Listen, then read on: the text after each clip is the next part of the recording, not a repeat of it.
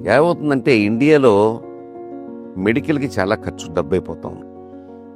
చాలామంది మధ్యతరగతి కుటుంబీకులు ఉంటారు. చేసుకోలేని వాళ్ళు ఉంటారు. అటువంటి వాళ్ళకి స్టార్ హెల్త్ ఇన్సూరెన్స్ అనేది ఒక అక్షయ పాత్ర లాంటిది విధంగా చెప్పాలంటే. జనరల్‌గా ఎలా ఉంటుందంటే బాబు 40 ఏళ్ళు, 45 ఏళ్ళు, 50 ఏళ్ళు, 60 ఏళ్ళ దాకా లాక్కొస్తాం. 60 ఏళ్ళ నుంచి మొదలవుతాయి. ఏదో ఒక జబ్బు, కాలు నొప్పో, కడుపు నొప్పో, అపెండిసిటిసు, లేకపోతే హెర్నియాను ఏదో ఒకటి వస్తూ ఉంటుంది. జనరల్‌గా మానవ సహజం అది.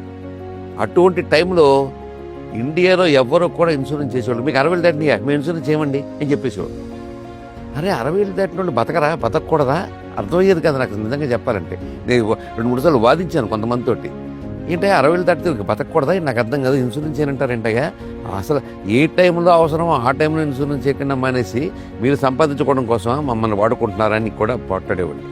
అటువంటి పరిస్థితిలో స్టార్ ఇన్సూరెన్స్ అది ఒకటి పుట్టి ఇవాళ రిటైర్డ్ అయినటువంటి వాళ్ళకి 60 ఏళ్ల వాళ్ళకి ఒక అమృత భాండంగా ఉంది నిజంగా చెప్పాలంటే.